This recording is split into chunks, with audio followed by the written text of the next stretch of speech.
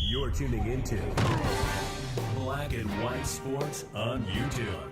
The no-holds-barred truth on sports.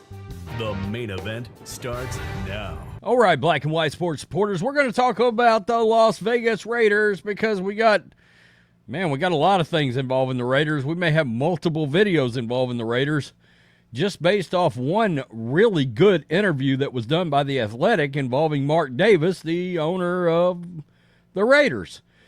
So let's get to Dave Ziegler. We're going to do Dave Ziegler and the misconception that he did not have power over Josh McDaniels.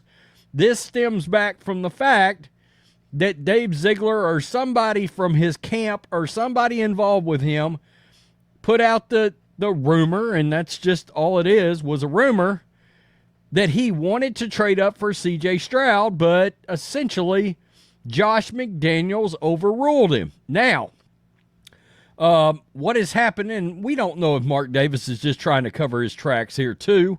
We got to be aware of that. All right, we're talking about an owner that is watching a rookie quarterback have the best rookie season since Andrew Luck's rookie year, and arguably one of the top 3 or 4 or 5 rookie years we've ever seen. It's pretty clear as long as that kid stays healthy, C.J. Stroud's going to be a hell of a quarterback, and he's going to be a franchise quarterback for 15 years for the Houston Texans. And Ziegler essentially wanted to supposedly trade up and get him, and Josh McDaniels did not want to trade up and take him. He only wanted Bryce Young, who, as of right now, and I've just got to be real, as much as I liked Bryce, he's got a lot of offensive line problems. He's got some weapon problems, but boy, he doesn't look very good. He doesn't look very good for the Panthers. So that's boy, if I'm a Panthers fan today, I'm in hell. I really am. So let's address this. Speaking to the Athletics, to Sean Reed, Davis said that former GM Dave Ziegler had control over the roster during his 21 months with the Raiders. Quote, I think there's a big misconception on the last head coach and general manager and who had authority. Lately, some articles have come out making it seem like the head coach had more authority on that, and that's the furthest thing from the truth. The general manager had final authority on all of it. Whether he accepted that authority or not is a different story. But it's very clear when they were hired where the buck stopped. Based on the comments from Davis, and this is Raiders Beat, it sounds like Ziegler had control over the roster, but essentially deferred to McDaniels on many personnel decisions. And here was the feeling, guys. Dave Ziegler and Josh McDaniels are tight. They're close. And I guess Dave Ziegler is coming to the realization that Josh McDaniels may have just torpedoed his NFL career as general manager.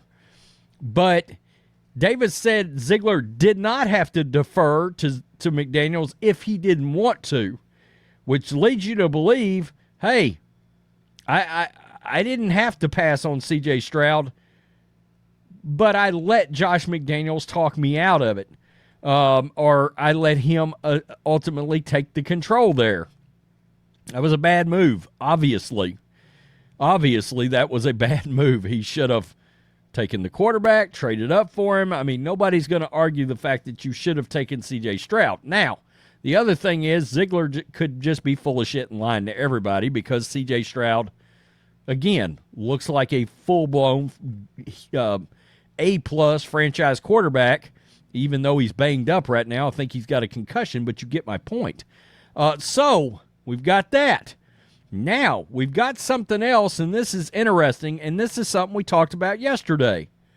The fact that Champ Kelly, he's very much in the interview process right now, okay? And I get the feeling when I read this entire article from The Athletic that Champ Kelly has got a real chance to win this general manager's job. But there are some things in this that leads me to believe, and I may make a separate video on it, but I don't know that Mark Davis is sold on Antonio Pierce. I really don't. You can tell he's very open-minded in this coaching search. And he even says it. You've said you want to remain open-minded going into the coaching search. What does that look like as you go into the hiring process? Quote, it's wide open. But it's tough at the same time because I do have Antonio and Champ in those positions. I'd like for them to get the job. So if I start to feel like that's definitely the way I'm going, which I'm not there, that's interesting. I'm not there. The fact that he just comes out and admits, I am not at the point of hiring Antonio Pierce or Champ Kelly, but he talked pretty strongly about Champ. Then I don't want to mislead people in the interview process. So it's going to be a really interesting dynamic to try to keep an open mind to potential hirings. I don't believe, and this is the interesting part, I don't believe you can tie Antonio and Champ at the hip. It's not both or none. It could be one or the other. Now, he makes a comment in this article that he believes the general manager should be hired first. All right? And should be involved in the hiring of the coaching staff. So that's something to consider in all of this is he tells you, I believe the general manager should come first, at least in the hiring process. I just don't know. I'm not making a commitment right now. So in the process, I'm getting a lot of calls from people who have clients who they feel would be great for the job. I'm banking those names, and we'll see what happens once the season is over. I got the sense maybe he hasn't done any interviews yet. I don't know. So tonight, Thursday Night Football, the Chargers, my goodness, something called an Easton Stick will take on Raiders quarterback Aidan O'Connell. And I think as of right now, this is the right play. I think you got to roll him out there. You got to give him another shot. Let's be real. It would almost be better on the franchise if you lost out. So you could try to draft a franchise quarterback if this kid is not the guy, and you need to make sure he's not the guy. Also, it should be noted, if you put Jimmy Garoppolo out there and he gets hurt, and this came out, you're looking at about $11 million. You know, and I saw somebody online say literally, if Antonio Pierce puts Jimmy Garoppolo in the game, knowing there's $11 million riding on it, that alone should remove him from head coaching consideration. Well, I think that's exactly what could end up happening, okay? Raiders interim coach, this is Pro Football Talk, has not named the starter for Thursday night game. That evaluation is not expected to change the result in the starting lineup. Adam Schefter of ESPN reports Aidan O'Connell is set to make another start for the AFC West club.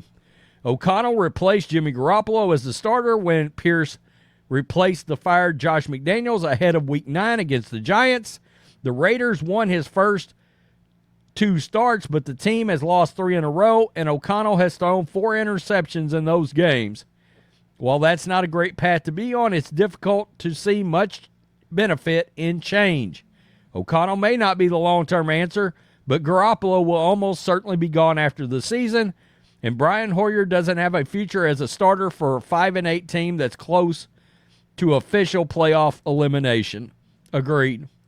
I mean, I can't argue with any of that. I said yesterday, it should be Aidan O'Connell. You should be looking to try to, even if you decide this kid ends up winning out or whatever, you lose out, but he plays well, has a couple of 300-yard games in there. You got, 4 or 5 games? If he throws 10 touchdowns in the last half of the season, then you're like, well, you know what? We may have the guy. So then you go into the draft and you're looking at a Joe Alt who's an all-world tackle, or you're looking at Marvin Harrison Jr. or somebody like that at wide receiver. There's going to be several weapons in this draft.